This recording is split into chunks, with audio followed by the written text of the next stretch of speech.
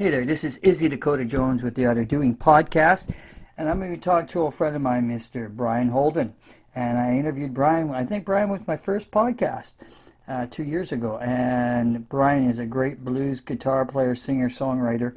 And we're going to see what he's been up to since the pandemic has been going on. Not lots to do out there, and see what he's been writing new songs and what else he's been up to. And we'll talk to Brian. Spend a little time talking to Brian Holden. So hang in there. We'll be talking to Brian.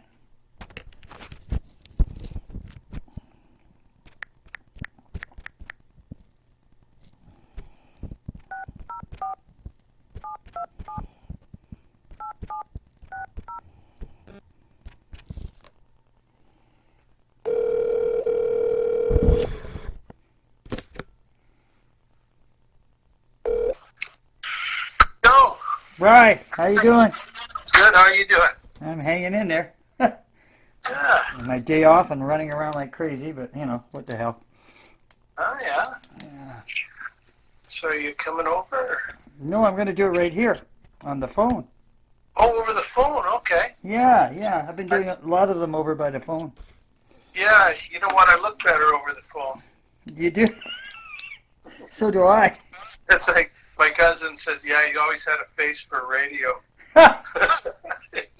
He's a disc jockey, right? It's just because I got a face for radio.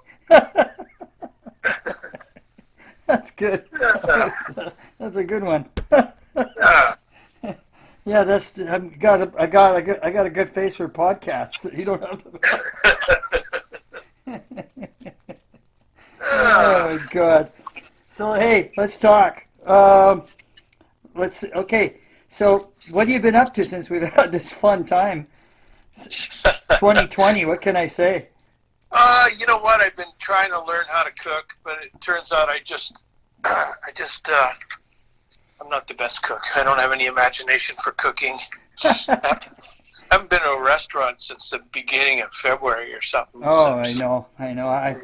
I go to one place and that's it, and then all the other places, if I go anywhere, I take out, right? So it's just like, I don't know why I only go to one place. I guess it's either I trust it or I figure if I'm going to get sick, I know where I'm getting it from. May as well get sick eating the food you like. Yeah, that's right. Yeah, so I've been, just cooking at home, getting fat, eating the wrong stuff at the wrong time, and but I've been writing lots of songs. I got enough songs to do another record. So. Good. That's cool. And I mean, yeah. How many songs do you usually put on an album again? 12? Usually 10. Usually 10. Okay. Yeah. You write it. Yeah. The only thing about it is, like I like to put out a CD so you can have a cover, so a picture to look at, a list of the players that played on it, and credits to the producer and everybody else, and maybe even lyric sheet or whatever.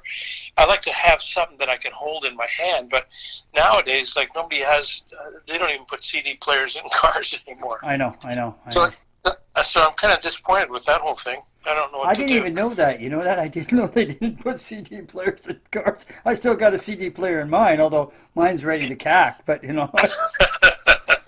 Well, and the thing about it is, most of my music is geared towards a more mature audience.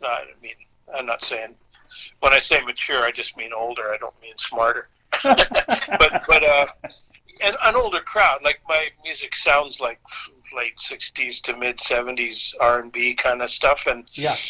Young people for the most part, aren't really attracted to that style of music. And so anyway, what it is the people that like my music don't have, like, I can't hand them a little stick to plug into their computer. They go, what's this? Yeah. What do I do with this? If you put it online for sale, you go, what? Yeah. What do I do now? Yeah. So what do people do now when they don't have a CD player? I don't even. You get the radio probably, but what else? What do? Do you have to plug your phone in or something? I don't know. Yeah, well, you know what? I'm kind of old, and I don't really know Neither do I. But yeah, I'd sure like to have another CD, just so I got something to hold in my hand. And I guess people buy CDs at the gig, you know, and that's where you sell CDs. People, but there's no gigs, and right now there's no gigs. no, and yeah, so I'm not really sure what to do. I'd like to get back in the studio and record this stuff anyway, because you know. I quite like it. I used to write songs that I didn't like, but I kind of like my songs now. Yeah. Yeah, so that's a good thing. And so I guess finding somewhere who's recording right now. I mean, I would imagine that's even tough right now for some people, right? I mean, not everybody's recording right now, and how they're recording is totally different now too, right? Well, I don't really know. I haven't looked into it, but I think most people with studios and that are still flying at it. Wow. Okay. And, the thing, you know, like if you're not singing, they go in there and wear a mask, I guess, and whoever's singing, when they're finished, they probably have to boil the microphone or something. Oh shit! I was just saying that. That's gonna, or so, get a new one or something. Yeah. Yeah. Actually, you know what? All these really fabulous studio microphones that cost thousands of dollars. I quite like the sound of a SM57 just for my personal voice or something. Hang on. Oh. Yeah, I don't know who that is. Hang on for a sec. Yeah. Yeah. Oh, I lost them.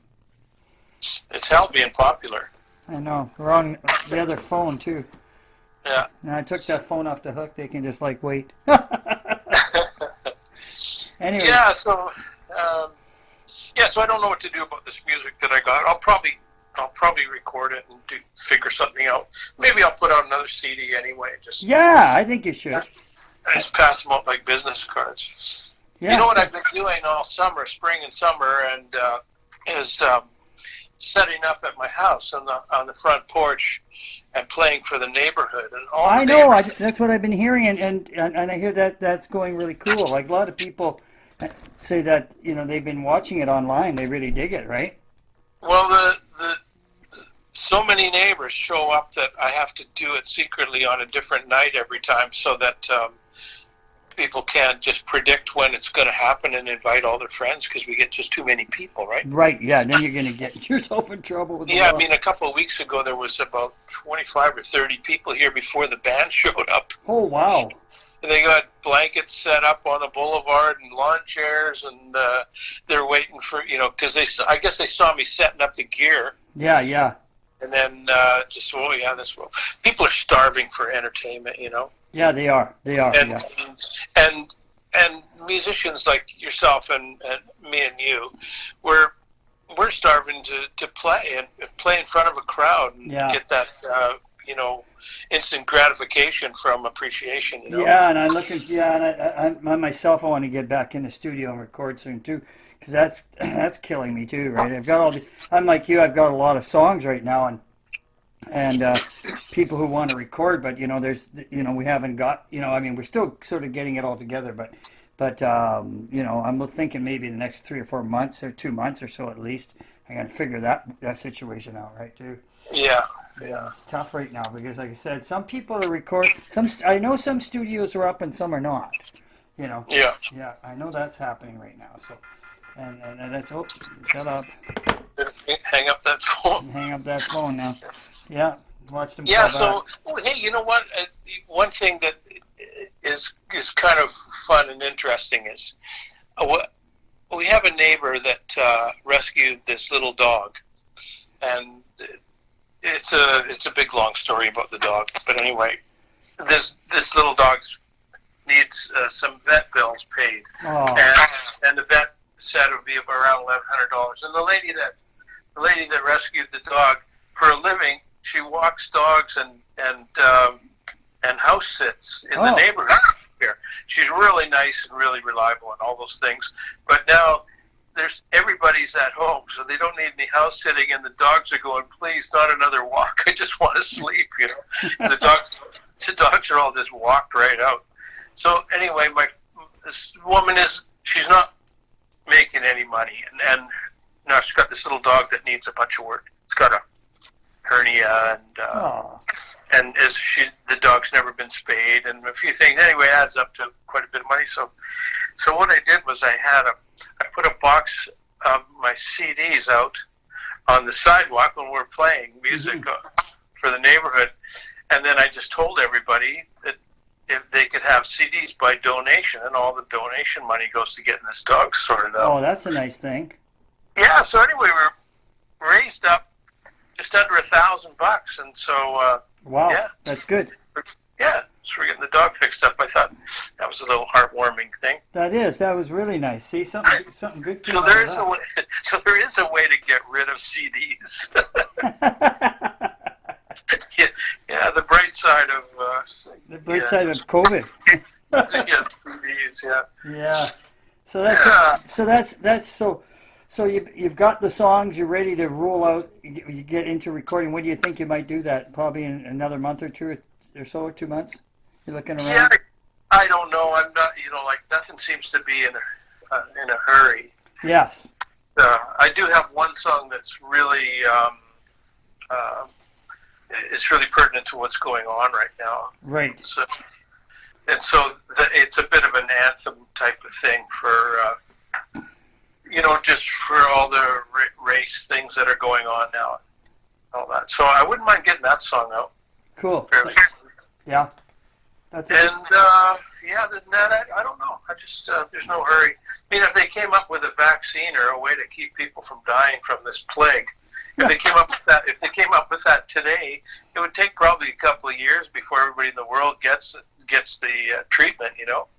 Yeah. So I think we're into this for a while. I think so. I think it's going to take I think if it takes a year, you got to remember though they've got 35 companies, so worldwide, and as they're testing, they're producing.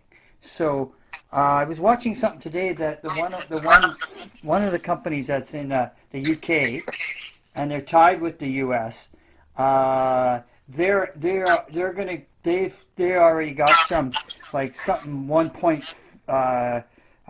is it 44 point something 5 million doses for the UK, and then they've got an extra couple I think it's 3 or 4 again a million for the US to share to give to them, and then they said they're within that time frame that they get it out, they're going to have 1 billion doses within 9 months, 6 months. Oh yeah. Yeah. So I think we might if you got 35. This is what they're saying. Scientists are saying if they got 35 vaccines companies working on it, and say 25 of them work, then they said they should be able to get a lot of people done fairly quick, right? They said there's a fair amount of population, and then what they say is then we can reach a herd whatchamacallit, like we get to that point where the population will be starting to eradicate it, and what'll happen is it'll get less and less and less and less, right? So right. That's what they're saying. So what they're saying is we can get 60% of the population of the planet to be getting the vaccinations with say 20 vaccination companies. They said we'll probably be in the clear within a year from when the vaccine comes out. We'll be in the clear. We'll be starting to see daylight. So that's if that all works out, right? That's the thing. So right? Joe, should I line up now or what? Yeah, I know I'm going to line up. We'll put all those anti-vaxxers at the other end of the line. No kidding, eh? You know what? I have 2 friends that I know, two people. One person at work, which is kind of weird, and I know this other person that said they're not going to do it. They're scared. And I said, guess what? 60% of the people take it, and you're one of the ones that don't. I says that thing has to go somewhere. I says, Well, it's good. I like those anti-vaxxer people because that puts me further up to the front of the line. Exactly. Yeah. Yeah. So anyway, there's so much political nonsense and conspiracy theories going around. It's like, Yeah, it's crazy. It's crazy, and I mean, people just got to realize that, hey, we're not going anywhere right now because things are just going to stay this way until they get fixed, right? I mean, Correct. what I don't get is how come music's suffering so much, and yet there's people, the sports teams are playing. Yeah, well, the sports teams, I think, this is just what I heard. That all the guys on the team have to isolate away from anybody else that isn't on the team, and they all get tested, and there's no audience. Yeah, there's no audience. I noticed that. So they're all living in this bubble, and they've all been tested, and they're all cool. And so that's how the sports. I just heard this. I haven't watched the news since since that black guy was killed by the cop. Oh, yes. When that's too much. I just stopped watching the news after that. But I go on Facebook and I get enough nonsense off there. To, I get enough false information just to keep my head above water. Yeah, no crap. It's a mess. So how much does that inspire you on songs? Does it inspire you at all? Well, yeah, I wrote this song. Got it right here. All my songs are registered, so.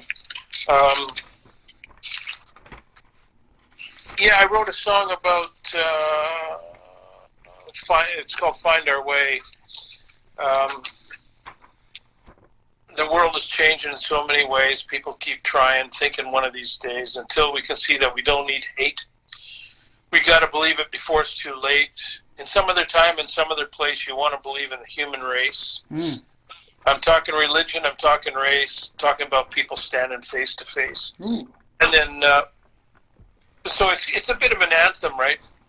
And the bridge is like, starts with a smile or lend a hand, see through the eyes of the other man. It's not too much, but it's a start, a simple way to open up your heart. Wow. But it turns out it's quite a nice melody. I quite like it. And then it resolves at the end, let's get together once and for all, pick up the pieces whenever they fall. Mm. We talk about freedom. We talk about fate. Imagine the freedom if there was no hate. So it's all about all the racist stuff that's going on. The U.S. government kind of made it okay to be a racist again after all the work that's done in the past to eradicate that sort of thing. But anyway, it's amazing that how things down there, well, I'm sure it's not just down there, but they amplify it a lot more. They magnify it a lot more. It's just amazing that how that stuff keeps rearing its head all the time, right? Well, it's been going on for generation after generation. It's just anyway, it's not right, and it's just crazy. Yeah, I think so too. I don't really get it. Yeah. And so what's up with those moths too? The moths? They're everywhere. They've taken over.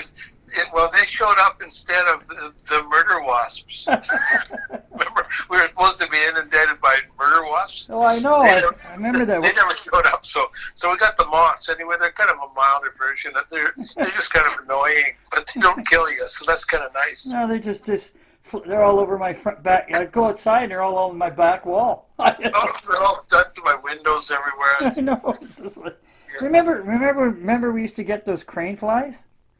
Remember those? Oh, yeah. They looked like giant mosquitoes. We used to get tons of those, too. Yeah, well, they're still around. Yeah. Yeah, they're still around. Not in bigger numbers anymore. I better watch what I say. Watch them start showing up. I think the technical term for them is flying dangly things. Yeah. Oh, God. So anyway. So you're playing outside stuff, which is great. I mean, there's no other. I mean, there's not. I mean, they just closed a bunch of venues again in Vancouver. Yeah, I heard about that. Yeah. And because I think there's one club going, and it's in Surrey. No, there's two. There's two in Surrey. There's two of them in Surrey. The Patricia is still happening. Pat's Pub. Yes, he's doing. Isn't he? They're just doing the jams though. No, they're doing Wednesday night blues. Yeah. Oh. Yeah. Brandon Isaac played last night, and I think Paul Pigat was there sitting in with them, and John Nolan on drums, Roger Brand on Cool. bass, and Mike Calange on keys. Oh. They're a good band, really good band. Yeah, it sounds like a good band. And Steve Kozak runs that show, and Steve's off fishing right now. He's on a little fishing trip, getting away from it all. I think he loves fishing, and makes him really happy. So that's good to see. Yeah, gets out and do something to get the stress off. Yep, that's right. That's what it'll do. There is a lot of fishing musicians. You know that? I know. I have another friend who's like a huge fish. Like two guys I know. I played in a band with. They love fishing. Paul Kite from Lethbridge, he's a great guitar player. He does the Stevie Ray Vaughan tribute thing, and man, he knows that stuff note for note. Sings great, and if he's either being a great musician or catching fish. Yeah. One or the other. Yeah, I had a friend of mine who was so into it that he went salmon fishing. He's a musician too. He went salmon fishing like on a big boat up in Alaska. Oh yeah. He did 6 months of that, and he also works in film. So he was a grip for like 10, 20 years, and I decided one year he was going to just take a break from film. Was it last year? I think it was last year, and he went on a fishing boat for 6 months. And I says, don't you get enough fishing yourself? He says, no, I went fishing. I want to see what it's like to do commercial fishing, and I made a whack of money too. He says, so somebody invited me and hired me on, and he says I did it for one big trip, and he says for about 4 or 5 months I did a couple trips. He said, and then after about 4 or 5 trips, he says it was such hard work. He says I didn't want to do that again, right? Yeah. He says it was quite the experience. I did that myself. Did you do that too? Yeah. It was in the 70s. I was in between bands, and the opportunity came up to go on a commercial fishing boat. And so it was a small boat, like a 35-footer, just me and the skipper. Right. And we went up from here up to Prince Rupert, and then across Hackett Strait to Queen Charlotte Islands, and then through the Skidegate Narrows out to the west coast, and fished off the west coast, and then down off west coast of Vancouver Island. Wow. It was like big weather, man. Huge waves like mountains. I never imagined it was. Yeah. When I was done there, I just thought, I don't think fishing is my game. It was like, oh my God. I thought I was going to die at the time. But it was a real experience. I'm glad I did it. But those guys got the cojones out there, I'll tell you right now. Yes, I bet. Yeah, because my buddy said it was pretty, he says after all that hard work, he says, pretty treacherous too, right? Yeah, it's not particularly a safe thing to do. It's like, you ever watch that show on TV, what's it called? Those guys fishing off Alaska. Oh, yes, yeah. And it's not the safest job. It's a dangerous thing to do. Yeah, it's like I think it's those guys who do this big Alaska king crab too. Have you seen that? Yeah. Holy shit, that's unreal. Yeah. I don't know if I would want to be doing that myself. I think I'd rather be on land. Yeah. Interesting. Yeah. So that's it. You've got 10 songs or more to record. I got a feeling you're going to record soon. I got that feeling. I got that gut feeling you're gonna get it. Well, you know what? We got to come indoors here pretty soon because of the weather. It's going to start raining. Yes. Everything's going to turn gray in the sky, and I actually think the COVID thing is going to go down. They say it's going to go up. I think it's going to go down because people are not going to go anywhere. I think it's going to go up because of the kids in school. I mean, I live about a block from a school, and there's hundreds of kids walking by, no masks. They're all over each other playing like kids do. And the parents and the teachers, and I don't see anybody wearing masks, and they're all over each other. And that can't be good. It's like they're pretending that this thing isn't happening. So I think there's gonna be a big spike. But I mean, I don't want to be the doomsday guy, but it's kind of what I think. Well, you might be right. I think it might go the other way eventually here, because I think people are not going to go out. They're not. They're going to just, when the weather just turns to shit, like rain and snow and whatever else. I really think people are just not going to do it. I think they're just going to hunker down and go out when they have to get stuff, and I think that's all they're going to do, because they have nowhere to go. There's nowhere to go, right? I mean, I'm home all the time. I don't go out much. I go for a walk. And go to the store if I have to, and wear a mask and do all those those things that old people are supposed to do. You got to do the safe stuff, yeah. Yeah. So. But I hear you. Yeah. Well, but you know what? I'll tell you something. Me and you are totally. We're blessed, man. We're so lucky to have houses and things. Like some people say, oh, well, we're all in the same boat, but we're not. No, we're not. Me having a house and no debts is like I'm on the yacht, and there's all these guys out there clinging to a piece of styrofoam floating out in the middle of the ocean. There's you're right about that. Yeah. So there's so many guys that are one rent check away from living in a shopping cart. Oh, and most so we're lucky, really lucky. Yeah, most definitely. I agree with you there, and I'm kind of lucky I got this job, because now I think about it. Hey, I might have been griping that the job, my day job, I was getting sick and tired of it after 30 years, which is normal. Yeah, but lately I'm thinking, gee, I'm lucky I've got this job. Although it was scary as hell in the beginning. Trust me, I was scared. I was scared the first month or two, but. I got over the scared part, right? Yeah. Now I just very cautious, right? So that's all you can do. You just be cautious. Oh, hey, I just remembered the name of that show. Deadliest Catch, it's called. Oh, that's it. That is it. Yes, I had to say that, or I'd wake up screaming that name in the middle of the night. My brain doesn't work, and so I'm trying to remember somebody's name or something, and it just won't come to me. It won't come to me in the middle of the night. I'll think of it. All right. Anyway, I'm losing it, man. Well, Brian, I'm going to let you go. What are you having for dinner tonight? I don't know. I'll have to just look in the fridge and pick something. Spaghetti? No, you eat a lot of spaghetti. I know that. I know. I'm on a pretty strict spaghetti diet these days. Lots of carbs, please. I can eat spaghetti every day if I like. I love spaghetti. My life wouldn't last that long. But I love spaghetti, though. Yeah, me too. I mean, it's a great...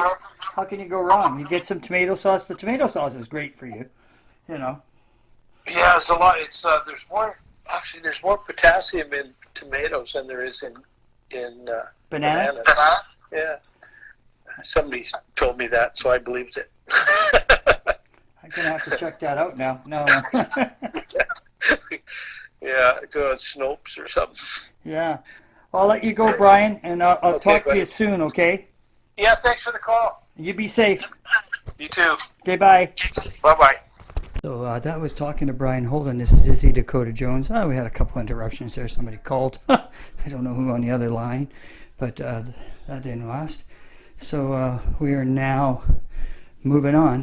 And guess what? That was Brian Holden. So look forward to Brian Holden having a brand new album out real soon. And... all that kind of stuff going forward, and hopefully we'll be talking and finding out when Brian does release his next CD and his video for his next single and his album, or CD album, I guess you can call it whatever you like these days. Anyways, this is Izzy Dakota Jones with the Art of Doing podcast,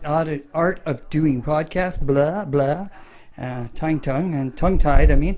And so we hope you take care, and we'll be talking at you soon. Bye for now. Izzy Dakota Jones.